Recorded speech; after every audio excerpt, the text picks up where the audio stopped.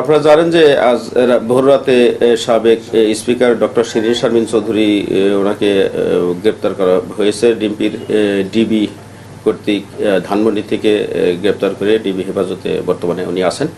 তো যতদূর জানা গেছে যে বনানী, উত্তরা এবং রংপুরে তার বিরুদ্ধে জুলাই সংক্রান্ত বিষয়ে একাধিক মামলা আছে।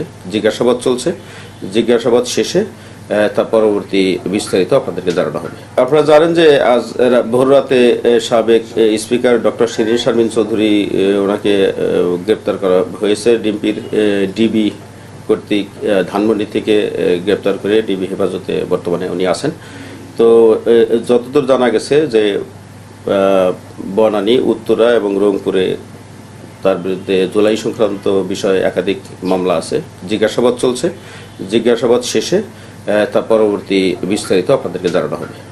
দৈনিক আজকের বাংলা .net